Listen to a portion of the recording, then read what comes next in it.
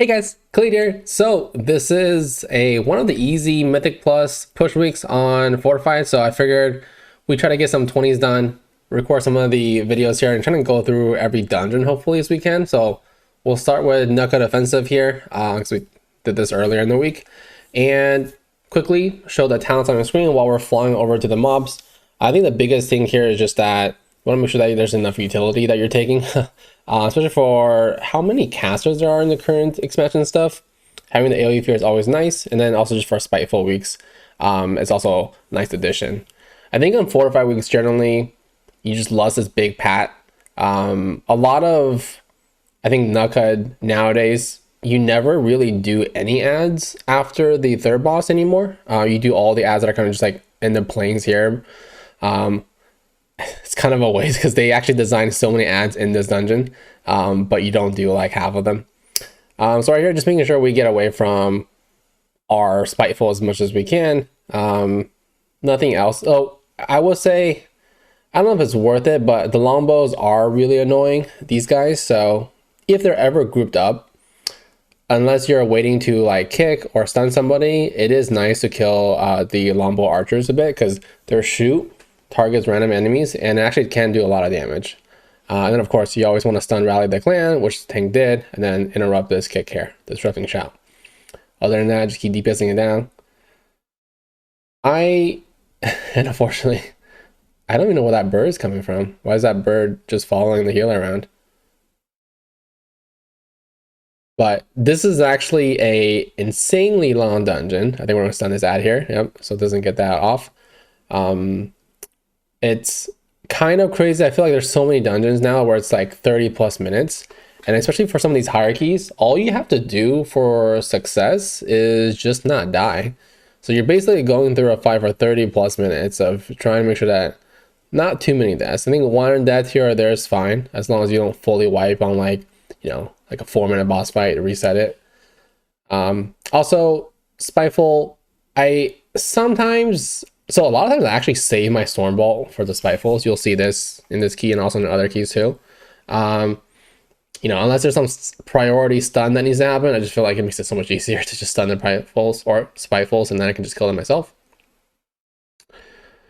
Unfortunately, there's a lot of, I think maybe for this key, I can test it later too. I think I'm gonna do all my keys first, plus 20 with Spear, but I can see for some keys, Spear is kind of annoying, especially for this one, for example, where there's always an ad doing some type of AoE around them, where if you drop a Spear, might not be able to get the full value of that crit damage.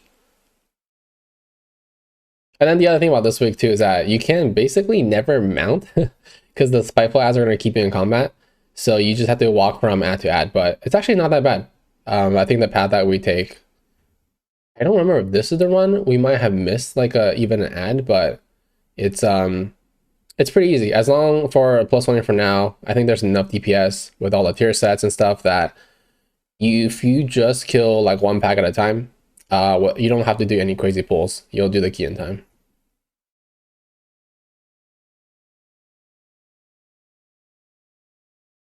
So you can just keep interrupting as much as you can. It's always nice too. I think that's the other things that like makes it easier to do hierarchies, that like everybody hopefully at this point can do damage, and a lot of it's just that can you anticipate incoming damage and use the right defensives, or can you just use all of utility, right? Like the mage using Dragon's Breath there.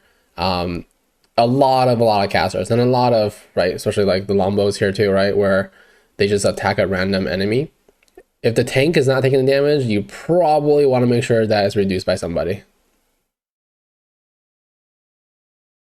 Right there, for example, like I Ravagered, but I couldn't Spear because the ad was doing like an AoE on top of his body. So I don't know. I feel like maybe for Nokhud, Spear might not be the play, but it is still much I think safer to play Spear still.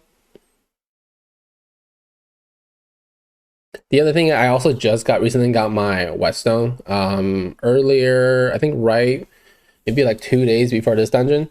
If you guys are curious, I'm using the Agatha's puzzle from Academy, and then also Windscar Western from Court of Stars. You definitely always want to use your puzzle with your actual cooldowns because it's going to increase the damage of your abilities. And it also lines up with every other set of cooldowns, right? Puzzle is 3 minutes, your cooldown's at 1.5. So every other use of your big cooldowns, you should be able to buff it with puzzle.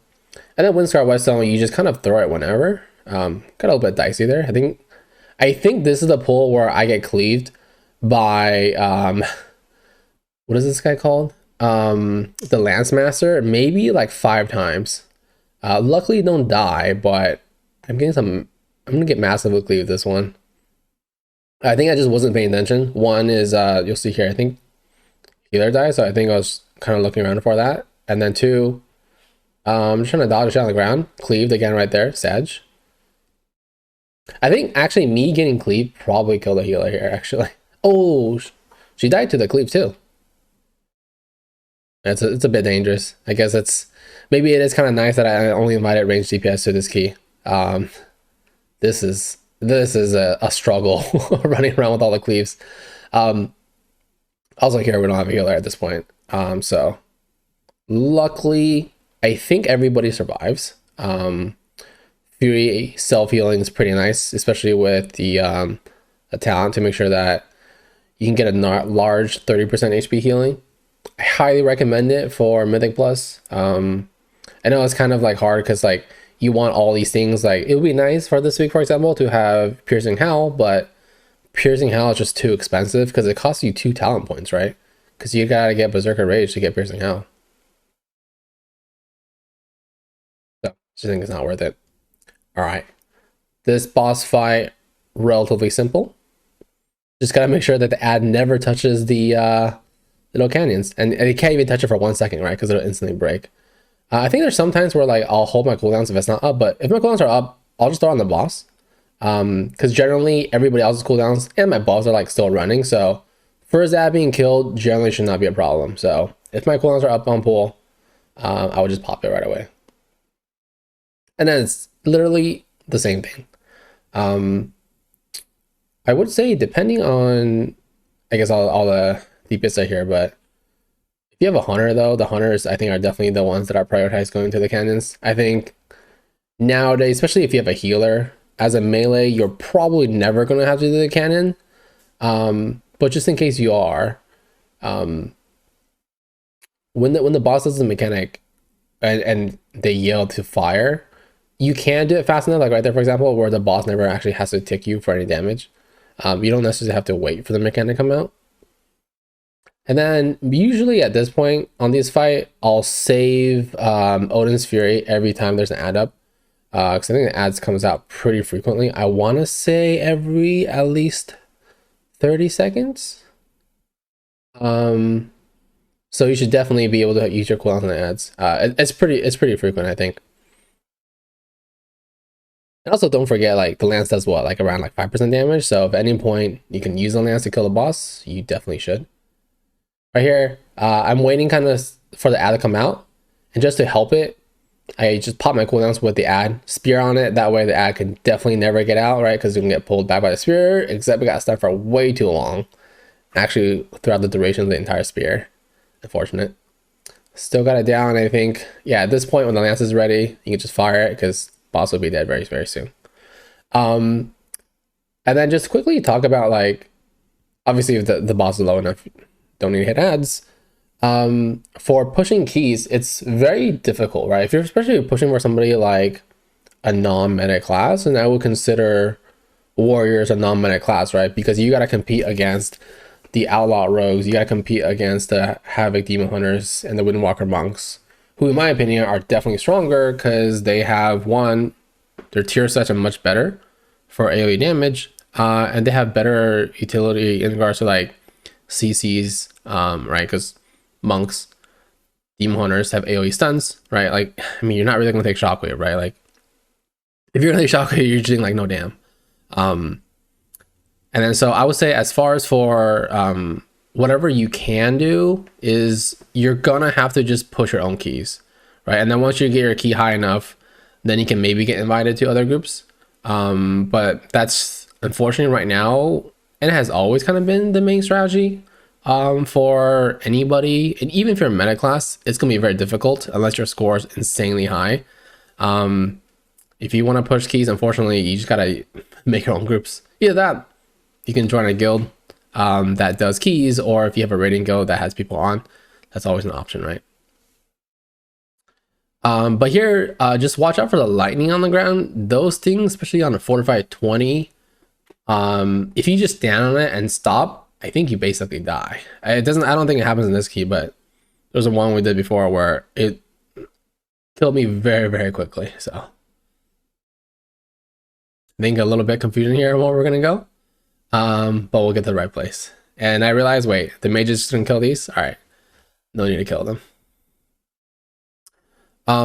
Let's see here. So, oh, and then I guess if your cooldowns also work out, you could technically just puzzle with one cooldown, and if you want, you can wet someone with another one, but not super important. So the orbs, I always like to grab these orbs. They work just like they did in boss fight. I think it's what, 10% more damage. So always should pick them up. I don't think it necessarily matters if you want to split one for each of the DPS, because there's always 3 that drops when they do the overload there. I would say whoever has cooldowns probably picks them up. Like if you don't have cooldowns, not a need. But also if you see nobody picking up, make sure you get it, because it's free 10% damage.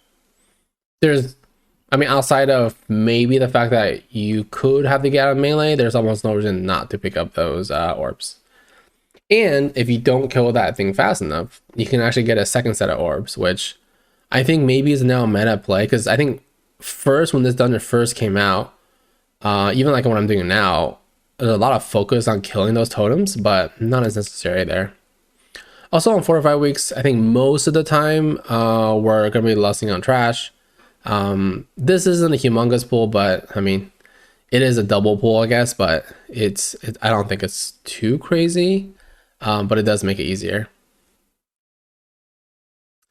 Also, this Thunder Beast just has an insanely small hitbox. You can see there's sometimes where I'm like, I want to not be too close because of that like AoE around it, but very sad. Let's see if he does it here. The chain lightnings. So if this Thunder Beast ever targets you with chain lightning, you can spell reflect it. But I do not. I guess I don't get targeted here, so never mind. But if you ever do get targeted by it, make sure to spell reflect. There actually is a lot of things that you can spell reflect, but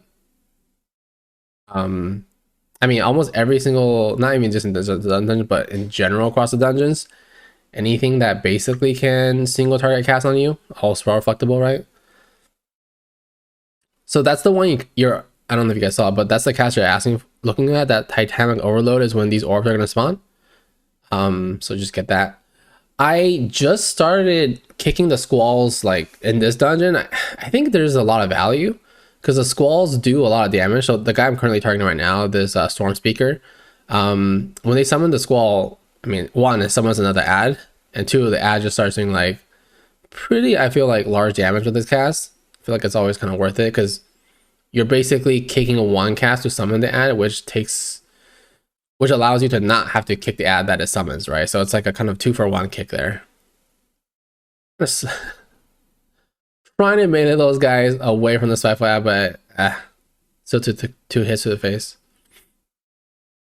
Okay, this is not like the initial version of spiteful that like just completely wrecks you here. This is another Titanic Overload. I'm trying to think. If it's right next to me, I grab it. Unfortunately, didn't have a stun. Did he actually? I think he beamed down time. This is always nice too, is that all of the dungeons, I would say, especially in the new expansion, definitely have a lot of casts. And also if there's any like super upgraded ones, I think there's a good amount of casts in Temple too. But yeah, anything that you can do to interrupt heal cast, definitely should be taking that. Like I think I group with the Boomy today that didn't have Solar Beam, and I don't know why. It's so OP. If you drop on a pack, no cast coming out. Same with Hunters. Their Wailing Arrow, I think, is generally strong, especially if they can be grouped up initially like this too. Okay, I think this is the last ads here before we get to the boss.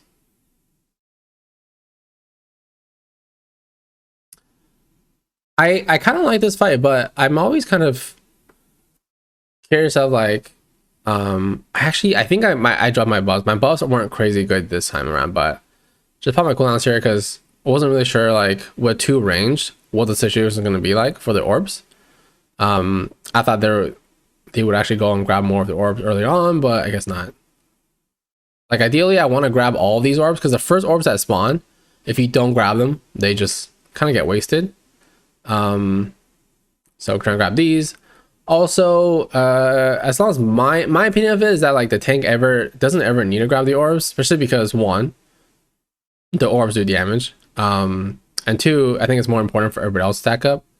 Though maybe different for a pally though, like any tank that has like significant self-healing, I mean I guess it could, because it does increase our healing too. So maybe not the worst, but I think still important for DPS if you can get the 10 stacks and keep it. Unfortunately, I got the 9 stacks, but we're gonna have to drop it because there's no orbs out. I think if I got 1 more orb sometime in there, could have had it. You definitely can continue it if you like delay the orbs fast enough. So right here, I'm trying to see if the healer wants the orbs, because realistically, the way that you really want to do this, you do want to make sure your healer gets the orbs first, because there is a large amount of healing damage that needs to be done here. So when the new orbs come spawn, as long as your healer has a nice amount of orbs for them to be able to heal you their stuff, then you can just start grabbing all these. And once again, all the tank ones, gobble them up. 7 stacks here. Yeah, I think we're just gonna wait for this orb. Oh, wait for this to come out and then pop our cooldowns. Get a little re-up on the orb. Hopefully we can restack it here. The orb on the left. Ah, there it is. Unfortunately, we didn't get that 10 stack orb right before I Onus Fury, but you know what, it still works out. And then of course in this fight, if you can't clear, I would definitely recommend you clearing ASAP. Also, I saw it's getting kind of low there. Wasn't sure if everybody needed the orbs. I think some of them did, but just in regen and pick up these orbs during that mode just to make sure that we're actually getting through it in time. 10 stacks. The tank's a little too far forward there. I couldn't melee the boss. Pretty sad, but I guess there's merit to that, because if the tank actually doesn't stand in melee range of the boss, the boss just starts hitting random people, and it's gonna be a problem. Unfortunately, didn't get a single orb there. 2 judge around me, got 2 on each side, but we'll grab that one, I guess. And then yeah, the boss is gonna be dead. And I'm actually, oh, we still have the 3rd boss. I keep forgetting too. There's I always get like deja vu between the trash on the 1st and 3rd bosses because they're so similar just in the planes. And I'm surprised that they still haven't fixed this yet, because I think saw it happen not in this run but the week before. You can still get DC'd on this mount, which really sucks. And then of course make sure you definitely mark your tanks. Our guys mark with diamond just so you can follow them and see where they're going. Generally, I think nowadays the tanks have a pretty good idea exactly where they're going to go, so.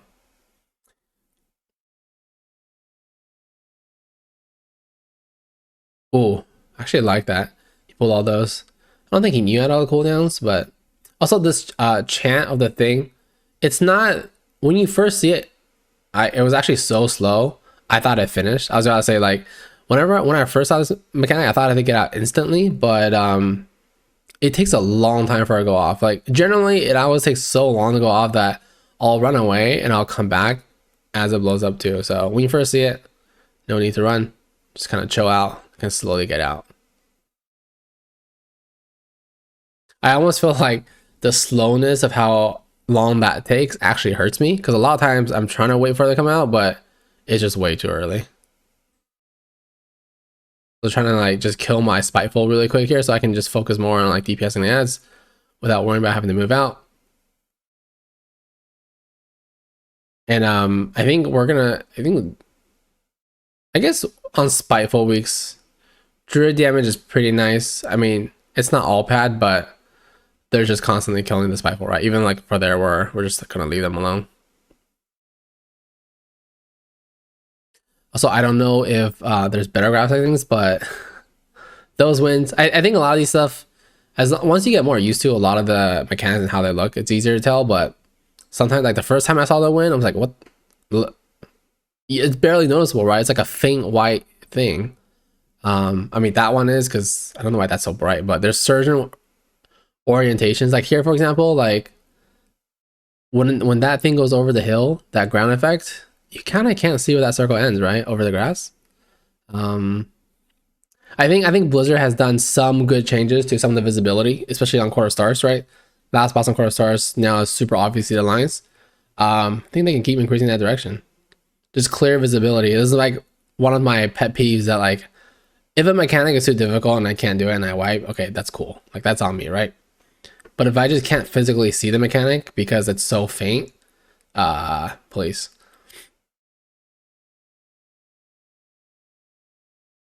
This is like I feel like the trash on this week, especially with Spiteful, it kind of just feels like pulling trash in like a race setting where it's just like a long slog of just like continue, like there's so many ads you have to kill in Nokhud compared to some of the other keys, right? Like it's the count's just insane. But I mean the timer, I think the timer is fine. It's just it's a really long dungeon. And it's 4 bosses. And one of the bosses has kind of a double boss. And there's bosses with ads, right? And there's a boss where it has inflated HP because it gives you a big buff in the fight. So it's like as many things I feel like as possible to just make the fight long. All right, but we're gonna get this down. Holy shit. I think I felt the same way too when I was doing the dungeon. It's like you go through like 20 minutes of it and you're like, there's another 20 minutes?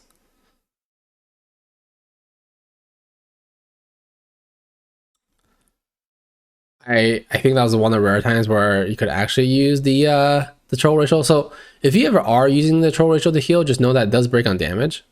So you kind of want to, especially if you're taking like Grievous stacks, you want to use it the instance the last tick took. So that way you can heal the most amount before you take damage, right? Because once you take damage, it'll stop that troll regen. We're gonna clear this guy. All right, we're cleared. Good, good. I would say also generally, I still try to like not clear unless I really have to. Mainly because I'm generally always have heroic leap, and worst case scenario, I can always try to leap to the person that needs to clear, or there's always a tank, right? I'm always gonna be close to the tank to clear. But there are different mechanics where it's like sometimes you do want to clear instantly. I think the biggest thing that I've started doing more to help me with thundering, obviously you guys can see the thundering weak auras that I have. I think there's 2 still active. Gotta delete one of them. But you can see, right, there's an estimate that thundering will come up in the next 10 minutes. So probably the next pack, like we're gonna have thundering soon here, right? The other thing to pay attention to, like outside of just like boss timers too, if there's any like mini boss stuff, but you just want to look at the cooldowns of abilities. So for example, if you know that there's going to be no ability happening in 10 seconds, there's actually no need to clear until you're getting close to that, right? Like for example, right now I'm like, there's nothing happening. I'll clear the tank at 5 seconds. All right, good to go. So I think that will definitely help the most in this season is one, having a lot of familiarity with the dungeons. And if you don't, pay attention to the timers, right? Make sure you have little wigs, whatever other add-on you want to use for, you know, dungeon boss mechanics. If there's some crazy weaker out there, I'm sure there is, of all the Mythic Plus dungeons, right? Use that, track the timers. You know, WoW is very, very, like there's very little RNG, I feel like, in a lot of the WoW game mechanics. So as long as you're prepared and you know what's happening next, these things are relatively easy. All right, RP got activated, so let's get one last pack before the RP starts. Let's kick this guy in, get him in melee. Put a little spear, just so that way the tank has trouble dragging them out of melee, just because, you know, fuck it. I really want to get back in that spear to hit the Odin's Fury, but like I mentioned earlier, there's just too much AoE ground stuff. Oh, big moon in the face. Too much ground mechanics for us to see a lot of these, so heavily debating maybe next time we do Nokhud that we try Thunder's Roar instead.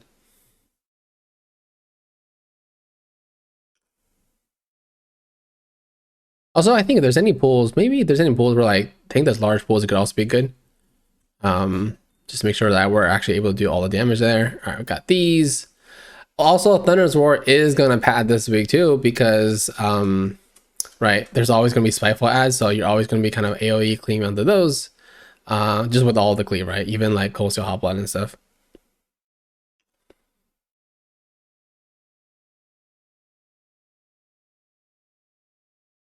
It's actually kind of crazy that this is not even the only dungeon. There's a lot of dungeons now in this current like season where before the last two bosses, you basically kill the ads. So you're generally gonna have to go boss to boss for the last two. But I think one aspect of what happened here is also like they heavily nerfed a lot of the ads right in this zone, right? Like when this dungeon first came out from Mythic Plus, like some of these things were just going crazy. I don't know if you can argue that nerfs are too hard. I think these are fine. But it's just that they became so easy that nobody ever does the ads that are closer to the last boss, right? So on this boss, so I'm going to use my cooldowns right now. If you don't have your cooldowns right away, it's not a huge deal actually. If you actually wanted the highest boss uptime, you actually want to use your cooldowns right now because they stay in this position a bit longer than where they were in the beginning of the fight. So I'm trying to figure out if it's better or not. It just kind of sucks if you have to move for Gale Arrow. So for Gale Arrow, you can stack all of your arrows together. Currently, you will not take more damage if all 4 arrows are in one place. The rangers decided they didn't want to be here, which is fine because I think the mage ends up pumping this fight like crazy. But if you have like a full melee stack or if you have some range that don't mind moving in, it's actually very easy to deal with the Gale when you stacked up. The reason why is that, oh, sorry, there's Repel. Instantly repels finish, always kick. You'll get the kick every time. Because it's always going to be the very next cast is the one you kick after the Repel.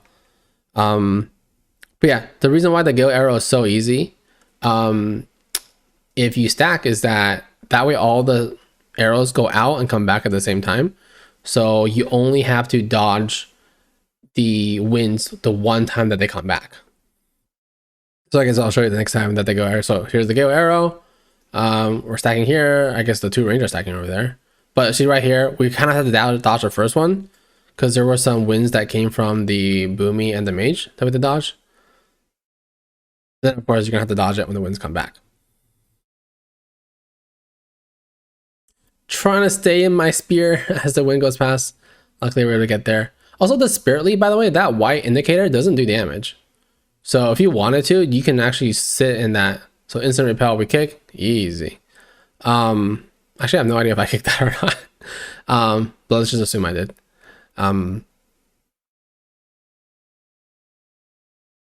Yeah, there's I see some people like afraid, like for example, like the tanks in it, it doesn't do any damage. Like I think like you're based on other things you know about this game, you might think that does damage, but don't worry, it definitely does not. So you can definitely just wait there for the boss to jump to you. Why can I mount? Everybody else mounted?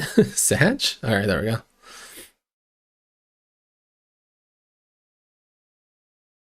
And then I guess a small thing here is that like for this where you go here, where I'm flying to, you kind of always want to land like you want to like be close to the ground when you land.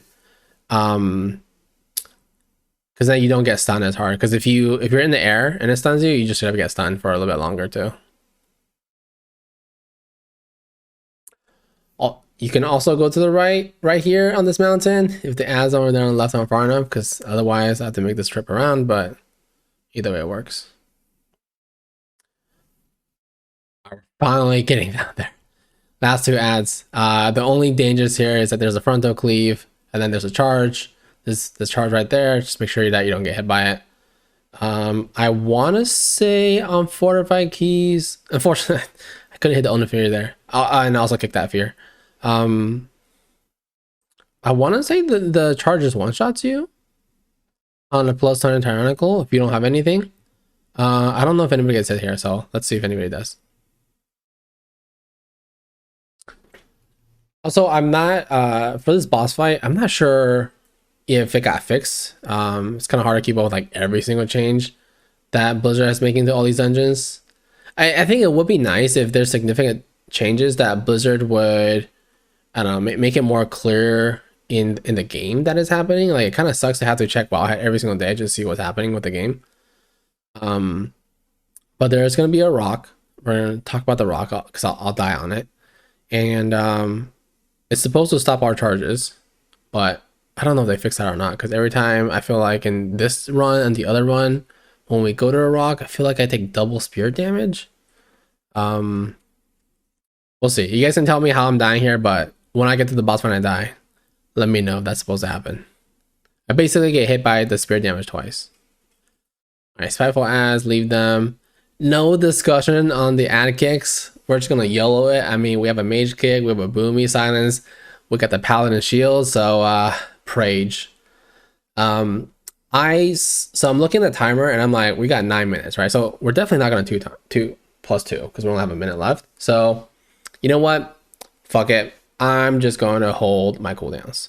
So on fortified keys, generally you get to the ads before your cooldowns come up if you use them. On tyrannical keys, I think it is possible to have your cooldowns back up, depending on how difficult the key is. But just to be safe, there's no.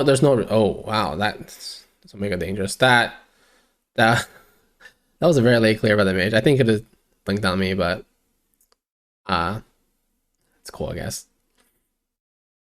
Just waiting for the boss to face. Because the reason why is that, like, it is dangerous, though maybe not as bad this time around, because we have so getting spirit here. I'm just gonna leap out, just make sure I don't get charged.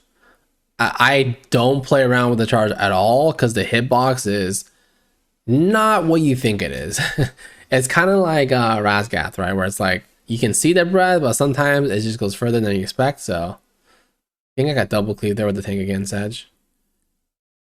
All right, so I'm coming here using our thing, try to kick this guy, but I'm pretty sure he gets paladin shielded anyways, so it's super easy.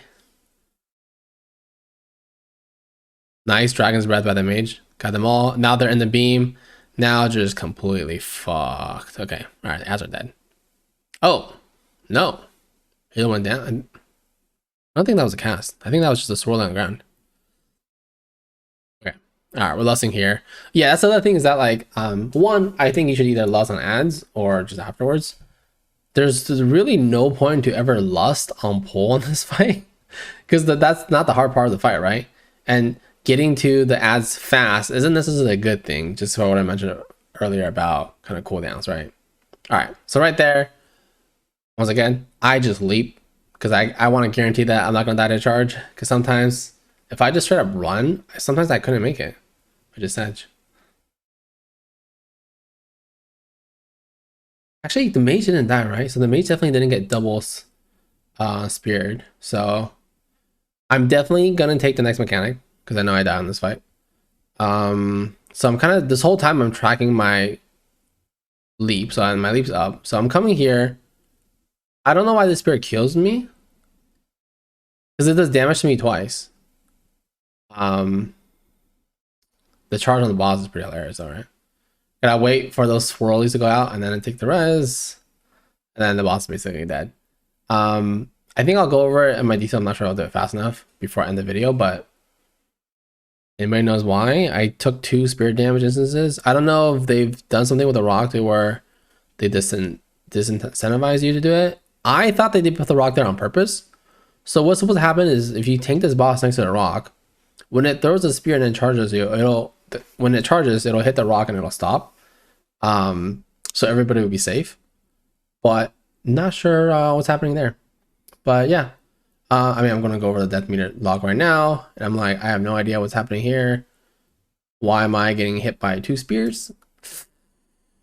But I would have lived if I rallied or image regen. So I should have done that. There was no reason not to, right? There was the last spirit that's going to come out. Kind of dumb to have defenses up and die. So that's kind of on me, even though I'm not sure why I took double dam. But yeah, hopefully that was enjoyable. But yeah, it's going through my thoughts as I go through some of these dungeons. As always, thanks for checking out the video, guys. Feel free to subscribe to see more. See ya.